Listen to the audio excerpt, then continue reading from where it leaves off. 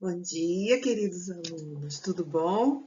Como lhes prometi na última aula de exercícios hoje, relativo à estequiometria com equações sucessivas ou consecutivas, conforme você leia, não importa, porque estequiometria só se aprende fazendo exercícios.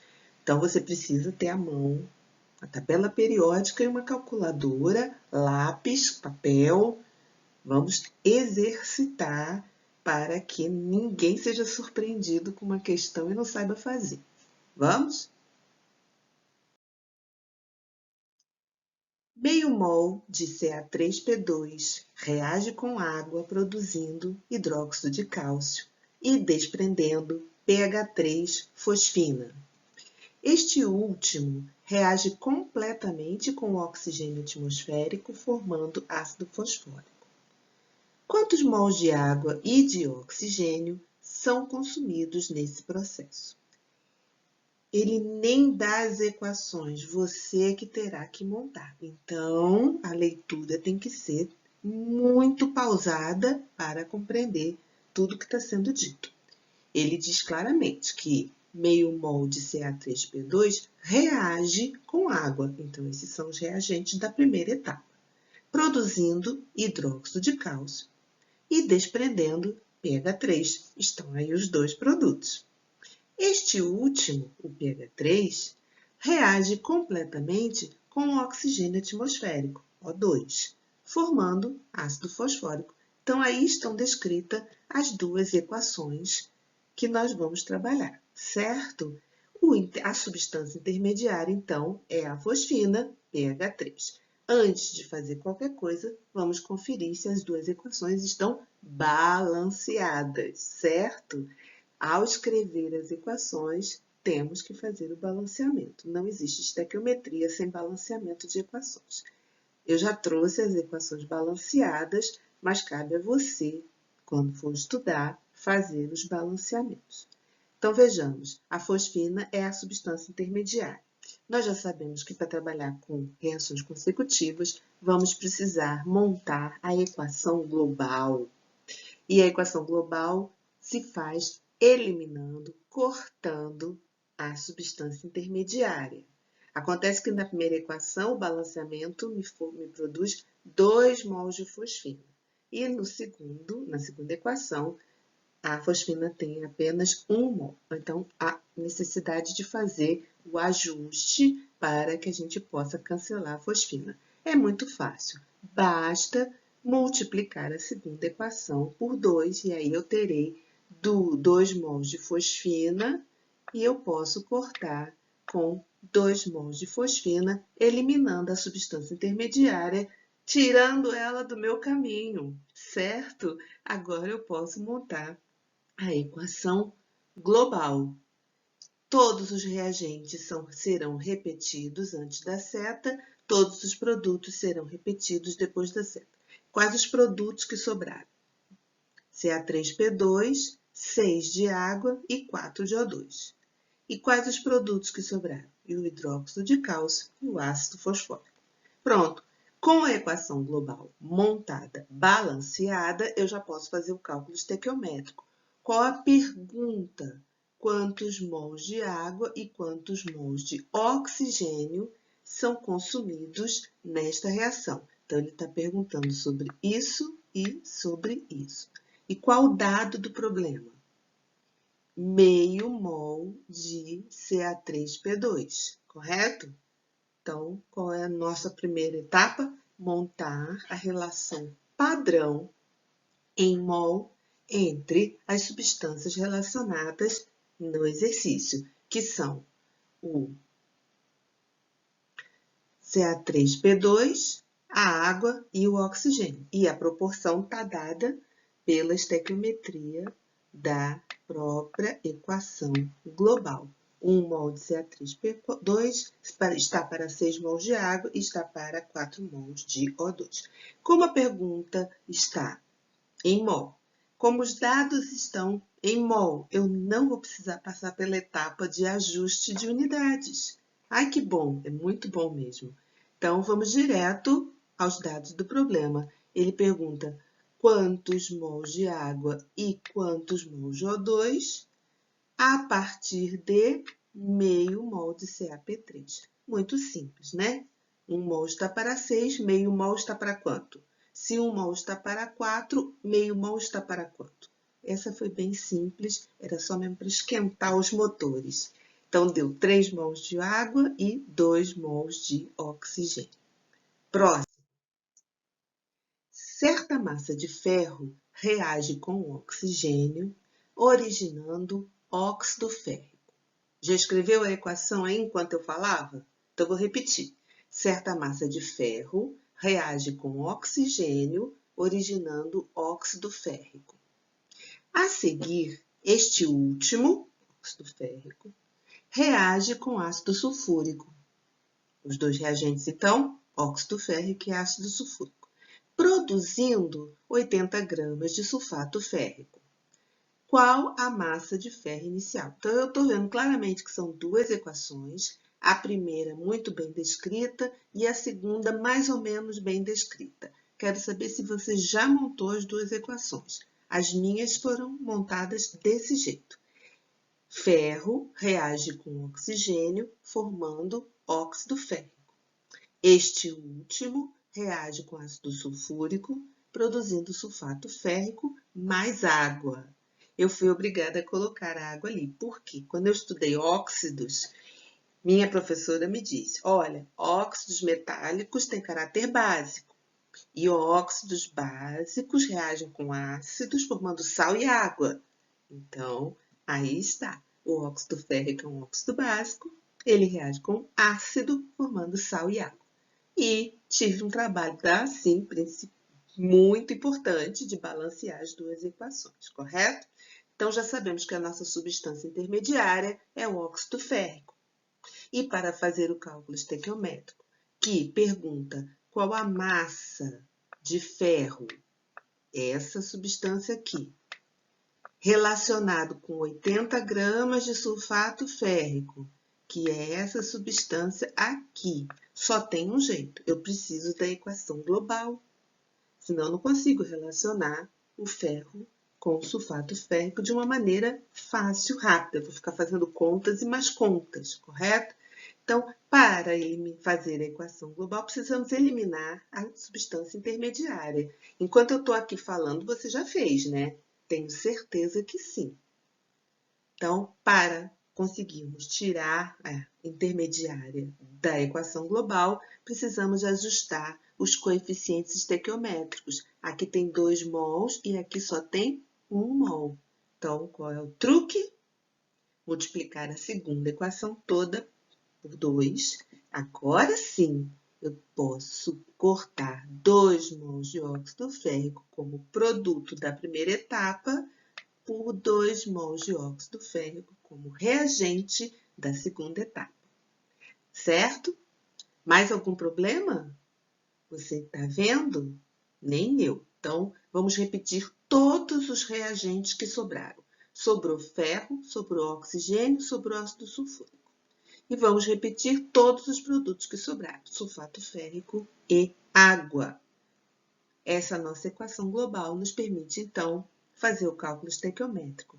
As duas substâncias relacionadas são ferro e sulfato férrico.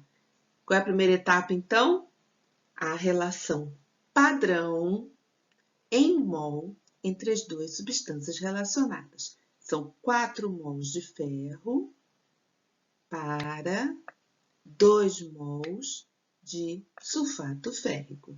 Eu simplifico sempre para facilitar as nossas contas. Então, em vez de 4 para 2, eu botei 2 para 1. Muito mais simples, certo? Bom, para o ferro, ele pede a massa. Então, nós vamos passar de mol para massa. E aí, dá-lhe tabela periódica. Como são 2 mols, não se esqueça de multiplicar por 2. Para o sulfato férrico, ele também deu massa. Então, nosso cálculo estequiométrico precisa ter o ajuste das unidades de mol para massa. Tabela periódica, soma de massa de 2 ferros, a massa de 3 enxofres e a massa de 12 oxigênios, deu 400 gramas, uma molécula bem pesada. E por último, exatamente o que ele me perguntou: qual a massa de ferro que é preciso para se obter 80 gramas de sulfato de ferro? Bem simples. Fazendo o cálculo, deu que precisa de 22,4 gramas de ferro para essa massa final no produto. Tranquilo? Próximo. O gás hidrogênio liberado, esse verbo é liberado, ele é o produto, certo? Na reação de alumínio com ácido clorídrico. Esse gás hidrogênio, ele reage completamente com o óxido cúprico, produzindo 12,6 gramas de cobre metálico e água. E aí, já montou as duas equações? A primeira, o gás hidrogênio é o produto e os reagentes são alumínio e ácido clorídrico. Monta aí rapidinho.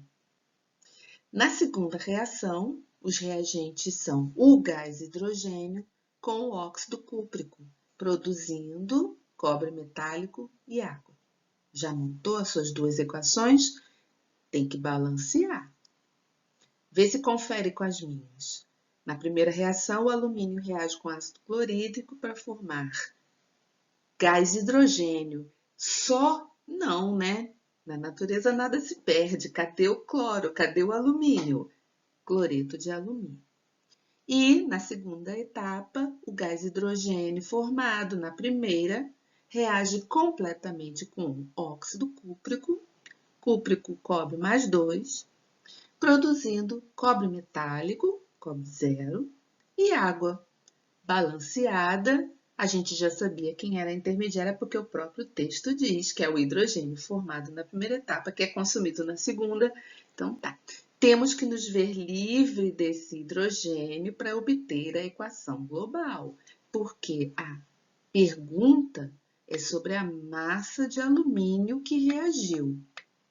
E o dado do problema é sobre o cobre metálico que se formou. Então, para fazer cálculo estequiométrico, precisamos da equação global.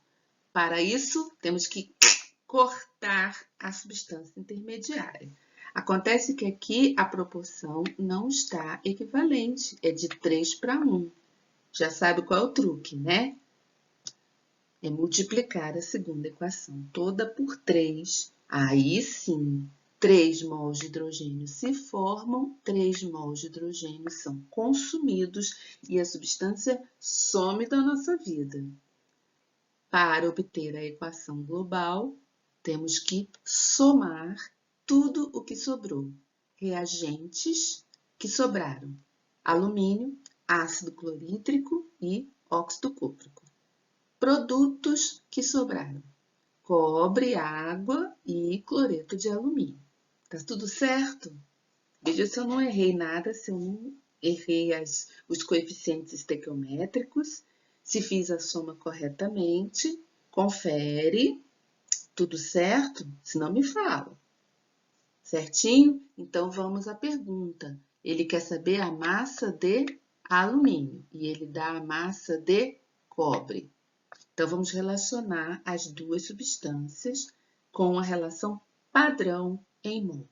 A estequiometria da reação me diz que são 2 mols de alumínio para 3 mols de cobre. Então, é isso que vai ser o início do nosso cálculo estequiométrico, a relação de proporcionalidade. Como ambas as substâncias são medidas em massa, vamos ter que fazer os ajustes de unidade de medida. 2 mols de alumínio, 2 vezes, não esquece, 27 gramas de alumínio. 3 mols de cobre corresponde a 3 vezes 63,5 gramas de cobre. Olha aí na sua tabela, vê se eu não viu o número errado da massa. Tá tudo certo? Beleza. Última linha é a própria pergunta do texto. A partir de 12,6 gramas de cobre metálico, qual a massa de alumínio que reagiu? Então, qual a massa de alumínio que reagiu com ácido clorídrico, produzindo 12,6 gramas de cobre. Essa conta é muito tranquila, deu 3,6 gramas de alumínio. Calculadora, regra de 3, bem simples. A reação entre peróxido de bário, BaO2, e ácido sulfúrico resultam água oxigenada e um precipitado. A água oxigenada assim obtida pode ser decomposta na presença de luz e com a adição de catalisadores. Relativamente às transformações descritas, pede-se, letra A, as equações das reações de formação e de decomposição da água oxigenada. As duas reações. Vou ler de novo, então, o texto enquanto você monta as duas equações, tá bom? Da reação entre o peróxido de bário, PaO2, e ácido sulfúrico, resultam água oxigenada e um precipitado. Segunda equação. A água oxigenada assim obtida pode ser decomposta na presença de luz e com adição de catalisadores. Já fez as duas equações? Veja se ficou igual às minhas. Viu? Balanceou? Eu fiz um truquezinho aqui, você viu? Por quê? Porque a nossa substância intermediária é a água oxigenada. Então, eu sei que eu vou cortá-la da minha vida quando eu estiver fazendo o cálculo estequiométrico, não é? Então, eu preferi trabalhar assim. Se você não gosta de número fracionário, não tem problema. Você dobre toda a segunda equação. 2 de água oxigenada formando 2 mols de água e 1 mol de O2. Nenhum problema. Eu fiz esse truque para facilitar a minha vida. Muito bem. Letra B. A massa de peróxido de bário necessária para que sejam produzidos 5,6 litros de gás oxigênio medidos na CNTP. Ai, que bom, dá muito menos trabalho. Então, já sabemos que é cálculo estequiométrico entre as duas substâncias relacionadas, peróxido de bário e gás oxigênio, tá bom? Para fazer o cálculo estequiométrico, vamos precisar da linda, maravilhosa equação global, que consiste em eliminar a substância intermediária. Como aqui eu já deixei na proporção de 1 para 1, ficou bem fácil, né? É só cortar a intermediária, que é produzida numa etapa e consumida na outra, então ela realmente some. Prontos? Já podemos? A soma, então, das duas equações dá a equação global já balanceada. E, no nosso caso, ficou com meio de O2. Eu não tenho medo de pressão. Você tem? Bom, vamos ao cálculo? Vamos relacionar as substâncias peróxido de bário com gás oxigênio. A proporção me diz que é de 1 mol para meio mol. Nenhum problema. Então, 1 mol de peróxido de bário está para meio mol de oxigênio. Para o peróxido de bário, o exercício trabalha com massa. Então, temos que transformar de medida em mol para medida em massa. Tabela periódica. Qual é a massa do bário? Qual é a massa do oxigênio? Sai somando aí na sua calculadora. Nas minhas contas, deu 88 gramas, 1 mol de bário. Para o oxigênio, temos que trabalhar com volume em litro, medidos na CNTP. Mole, meio mol. Então, metade de 22,7 litros, tá certo? Então, meio mol de O2, metade de 22,7 litros. Ali depois é só fazer a conta. A pergunta é: qual a massa de peróxido de bário que é necessário para produzir 5,67 litros de gás oxigênio? Fazendo a conta, 44 gramas de peróxido de bário. Como os exercícios hoje estão com foco em etapas sequenciais e equação global, eu estou passando meio corrido nos exercícios de estequiometria, porque esses a gente já fez uma aula inteira de exercícios sobre isso, tá certo? Certa massa de sódio reagiu com água, produzindo um composto A, o qual, com ácido clorídrico, forneceu a substância B. Quando se tratou B com excesso de nitrato de prata, obteve-se um precipitado que, depois de lavado e seco, apresentou uma massa de 14,35 gramas. Qual a massa de sódio usada? Se você não percebeu, nós temos 3 equações químicas para montar e tudo assim, você vai ter que adivinhar. Vamos lá, primeira equação.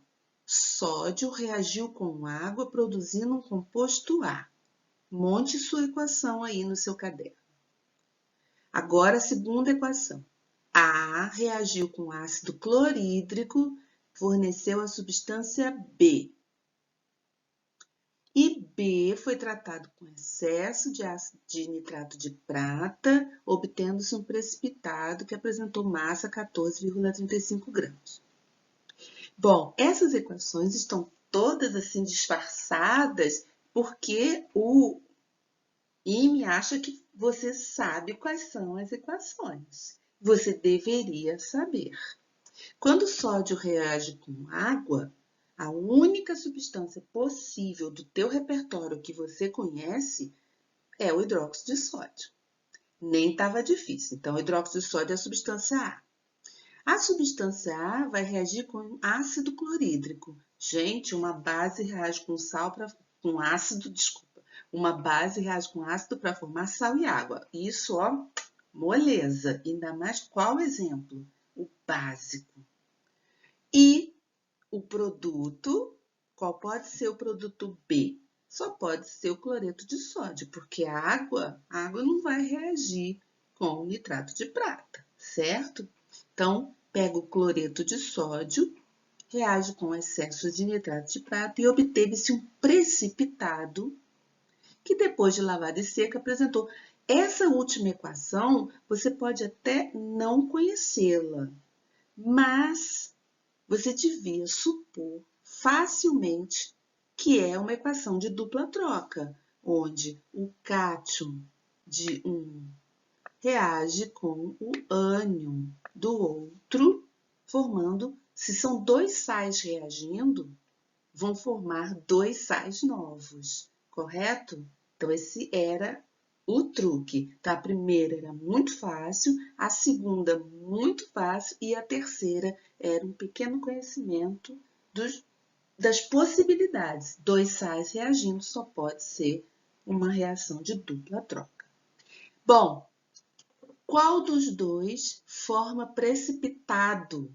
Esse era um conhecimento além de tudo que a gente vê no primeiro ano, tá? Então, essa era a única parte que eu vou dizer assim, olha, se o cara não sabe, danou-se. O precipitado, a substância insolúvel em água, é o cloreto de prata, tá bom? Então, essa era a parte difícil desse exercício. Mas você, depois desse blá blá blá todo, o que interessa é, você viu quais são as substâncias intermediárias? Hidróxido de sódio entre a primeira e a segunda etapa, cloreto de sódio entre a segunda e a terceira etapa, e a gente precisa cortá-las para obter a equação global. Então, o único problema que eu vejo é que aqui tem 2 mols e aqui só tem 1 mol, porque aqui é de 1 mol para 1 mol, então é mais fácil. Já sabe como vamos fazer para obter a equação global? Eu fiz assim, eu multipliquei tudo por 2, certo? Então, agora eu tenho 2 mols de hidróxido de sódio formados, 2 mols de hidróxido de sódio consumidos. 2 mols de cloreto de sódio formado, 2 mols de cloreto de sódio consumidos. Então, agora eu estou pronta para montar a minha equação global. Eu tô de olho nisso aqui, ó. Tem 1 mol de água consumido e 2 mols de água formado. E essa proporção não está ajustada ao ponto de eu cortar definitivamente, certo? Então, como é que eu fiz? Sobrou de reagente 2 de sódio, 2 de ácido clorídrico, 2 de nitrato de prata. Sobrou como produto uma água, 2 de cloreto de prata e 2 de nitrato de prata, tá? Então, outro detalhe importante nesse exercício era a quantidade de água. Ela não cancela totalmente, mas ela precisa ser ajustada também. Agora, cálculo estequiométrico raiz. Ele pergunta qual a massa de sódio. Qual a massa de sódio usada para produzir 14,35 gramas de quem? Do precipitado. A única substância insolúvel aí é o cloreto de prata. Então, vamos montar a equação padrão em mol é de 2 para 2, que obviamente eu sempre faço isso, você não é obrigada a fazer. Simplifiquei de 2 para 2 para 1, de 1 para 1, muito mais fácil. Como ambos estão sendo trabalhados em massa, vamos fazer o ajuste de unidades de mol para massa, e para isso eu uso a tabela periódica. O sódio é 23, o cloro é 35,5. Então, era só fazer... desculpa, a prata é 107, não é isso? E o cloro é 35,5, então 143,5. E aí, qual a massa de sódio que foi usada para produzir 14,35 gramas do precipitado? Deu 2,3 gramas de sódio. Deu trabalho. Calcule a massa de pirita necessária à obtenção de 490 kg de ácido sulfúrico pelo processo seguinte. Ele foi muito bonzinho e já deu as 3 equações balanceadas, mas eu sempre advirto meus alunos, confere, vê se está mesmo tudo balanceado corretamente. Bom, ele está pedindo a massa de pirita e dando a massa de ácido sulfúrico. Sabemos que para fazer esse tipo de cálculo estequiométrico, nós precisamos obter a equação global. Logo, temos que identificar as substâncias intermediárias. Você já tinha visto que era o SO2 entre a primeira e a segunda etapa e o SO3 entre a segunda e terceira etapa. O problema é que eu tenho 8 SO2 aqui e só 2 aqui. Então, eu vou ter que fazer aquele ajuste nas proporções. E eu tenho 2 de SO3 aqui e só 1 de SO2 aqui. Pronto, outro ajuste. E é exatamente isso, eu vou aos poucos. Entre a primeira e a segunda etapa, tem uma proporção ali que eu devia multiplicar por 4 a segunda equação. Concorda comigo? Fazendo isso, nós vamos ter 8 de SO2 com 8 de SO2. Porém, aqui, ficando com 8, aqui só tem 1. Então, eu vou multiplicar por 8 para poder cortar o SO3 também, tá? Então, faça devagar, verificando a necessidade de multiplicação para poder cortar as substâncias intermediárias e obter a equação global. Agora que as intermediárias foram embora, eu já posso somar tudo e obter a equação global. O que sobrou para a nossa equação global? Quais os reagentes? A pirita. Veja que eu tenho 11 de O2 mais 4 de O2 nos reagentes. Então, eu vou ter que somá-los e água, 8 de água. E nos produtos sobrou óxido férrico e ácido sulfúrico. Confere? Tudo certo? Vê se eu papei mosca com algum coeficiente, com alguma substância, ou se eu somei tudo direitinho. Verificado? Muito bem, agora podemos fazer o cálculo estequiométrico entre as duas substâncias relacionadas, pirita e ácido sulfúrico. Qual a relação padrão entre pirita e ácido sulfúrico? 4 mols de pirita está para 8 mols de ácido sulfúrico. É claro que eu vou simplificar essa proporção. Em vez de 4 para 8, eu vou escrever 1 para 2, que a minha conta fica muito mais fácil, tá certo? Para a pirita, ele pergunta qual é a massa. Então, vamos transformar 1 mol de pirita equivale a 120 gramas de sulfeto ferroso, certinho? Para o ácido sulfúrico, a relação também está em massa. Então, vamos transformar. Qual é a massa correspondente a 2 mols de ácido sulfúrico? 2 vezes a massa molar, 2 vezes 98 gramas. O dado está em quilograma. Eu esqueci, eu tinha que ter escrito quilograma aqui, eu errei. Então, a minha resposta também vai sair em quilograma. Aqui, então, vai sair em quilograma. Olha, eu papei mosca e só vi agora quando estava resolvendo com vocês. Quilograma, tá certo? Muito tranquilo. Próximo. Certa massa de piroluzita, MnO2, reagiu com excesso de ácido clorídrico. O gás liberado reagiu a seguir com excesso de hidróxido de sódio. O clorato de sódio formado foi submetido a um aquecimento a seco, produzindo 33,6 litros de oxigênio O2 nas condições normais. Calcule a massa de piroluzita utilizada. Enquanto eu lia o texto, você acompanhou a equação química?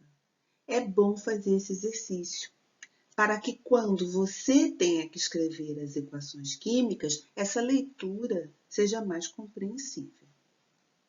Então, vejamos, já deu as equações químicas balanceadas, que ele é muito bonzinho. O pessoal lá do início não era bonzinho assim, mas aqui estão. Você já identificou as substâncias intermediárias, aquelas que nós vamos tirar para poder fazer o cálculo estequiométrico? Eu identifiquei. É o cloro entre a primeira e a segunda etapa e o clorato de sódio entre a segunda e a terceira etapa. Essas substâncias terão que ser cortadas. Bom, aqui eu tenho 1 mol de gás cloro. Aqui eu tenho 3 mols de gás cloro. Então, já sabe que eu vou precisar multiplicar a primeira equação por 3. Já aqui, eu tenho 1 mol de clorato de sódio e aqui eu tenho 2 mols de clorato de sódio. Aí, eu teria que multiplicar a segunda por 2. Só que se eu multiplicar a segunda por 2, afeta a primeira. Mas é isso mesmo. Vamos fazendo conforme a necessidade vai pedindo. Então, em vez de multiplicar por 3 a primeira, eu seria obrigada a multiplicar por 6 a primeira equação. Tá certo? Para quê? Para que possamos cortar as substâncias intermediárias, porque agora deu certinho, ó. 6 mols de cloro produzidos, 6 mols de cloro consumidos. 2 mols de clorato de sódio produzidos, 2 mols de clorato de sódio consumidos. Então, feito. Agora podemos somar tudo que sobrou de reagentes e produtos para montar a equação global. Sobrou de reagente a piroluzita, ácido clorídrico, hidróxido de sódio. E sobrou de produto cloreto de magnésio, Cloreto de sódio. Veja o que aconteceu com a água. 12 mols na primeira etapa, mais 6 mols de água na segunda etapa. E ainda 3 mols de gás oxigênio. Agora podemos fazer o cálculo estequiométrico. As duas substâncias relacionadas são pirolusita e quem mais? O dado do problema está aqui, 33,6 litros de oxigênio. Então, qual é a relação entre pirolusita e gás oxigênio? A relação padrão diz 6 mols de pirolusita formam 3 mols de gás oxigênio. É claro que eu vou simplificar essa proporção. Em vez de 6 está para 3, eu vou trabalhar com 2 está para 1. Mas você não é obrigado a fazer isso. Eu gosto porque facilita as minhas contas. Bom, para a pirolusita, ele quer a massa. Então, vamos fazer o ajuste da unidade.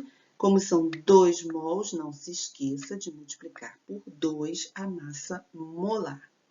Para o gás oxigênio, vamos trabalhar com o volume em litros nas condições normais, que ele ainda está usando o valor antigo. Não tem problema, podemos usar sabendo que já houve uma atualização. 1 mol de qualquer gás, 22,4 litros.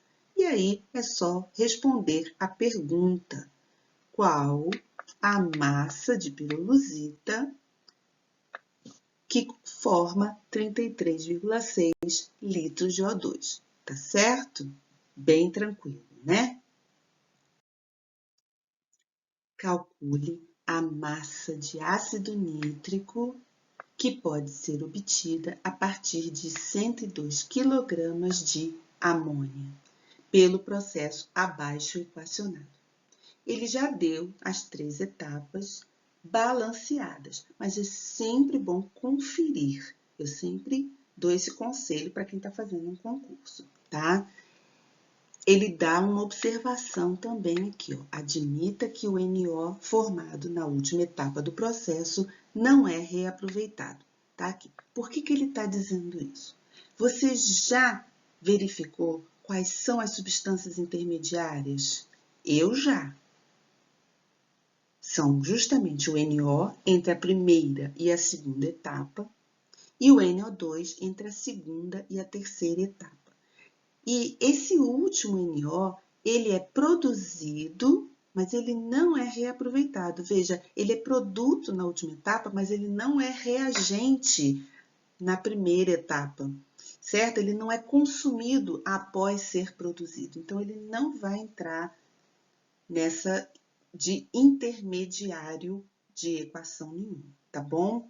Então, vamos trabalhar para obter a equação global, porque ele está perguntando sobre o ácido nítrico e os dados são sobre a amônia. E nós já aprendemos que, nesse tipo de cálculo estequiométrico, passa pela formação, obtenção da equação global, certo? Então, vejamos, eu tenho 4 de NO aqui e só 2 de NO aqui. Para cortar o NO, eu teria que multiplicar a segunda equação por 2, tá certo? Muito bem. Ficaria com 4 NO, 2 de O2 e 4 de NO2. Se aqui ficar 4 de NO2 e aqui tem 3, eu teria que fazer como? Nós já aprendemos isso. A gente multiplica cruzado, não é isso? Teria que multiplicar de baixo por 4 e a de cima por 3. Mas isso ia confundir a minha primeira equação. É assim mesmo, a gente vai fazendo aos poucos, ajustando esses coeficientes até obter uma equação global onde a gente possa cortar as substâncias intermediárias, tá? Então, assim foi feito. Eu fiz de um jeito um pouco mais, assim, digamos, matemático. Se você é bom em matemática, você vai entender o que eu estou falando. Eu peguei aqueles valores 4, 2 e 3 e fiz o mínimo múltiplo comum, 12, certo? Então, para obter esse número 12 aqui, eu tive que multiplicar toda a equação por 3. Para obter o número 12, aqui e aqui, eu tive que multiplicar toda essa equação por 6. E para obter o número 12 aqui, eu tive que multiplicar essa equação por 4. Tranquilo? É isso mesmo. Então, agora já podemos cortar o intermediário NO, se forma na primeira etapa e é consumido na segunda, e podemos cortar o intermediário NO2, que se forma na segunda e é consumido na terceira. Prontos? Então, vamos lá. Vamos somar tudo que sobrou de reagente. Sobrou 12 de amônia. Olha o que aconteceu com o oxigênio. 15 de O2 reagente, mais 6 de O2 reagente. Então, soma-se. E olha o que aconteceu com a água. Aqui ela é produto e aqui ela é reagente. Então, vamos diminuir, tá certo? Então, veja como ficou a equação global. Sobrou como reagente 12 de amônia e 21 de O2. E de produto sobrou 8 de ácido nítrico, 14 de água e 4 de NO. Lembrando que esse NO vai ser desprezado na última etapa. Ele não entra como intermediário de nada, tá certo? Tendo a equação global, agora já podemos fazer o cálculo estequiométrico que é pedido na questão. Ele pede para relacionar a massa de ácido nítrico com a massa de amônia. A minha estequiometria diz que tem 12 mols de amônia para 8 mols de ácido nítrico. Então, é isso que a gente começa, com a relação padrão em mol entre as substâncias relacionadas no problema. 12 para 8, para mim, isso é um absurdo. Eu tenho que simplificar. Então, em vez de 12 para 8, eu vou trabalhar com 3 para 2, certo? Simplificou bastante. Então, se 3 mols de amônia está para 2 mols de ácido nítrico, vamos trabalhar em massa de ácido nítrico e em massa de amônia.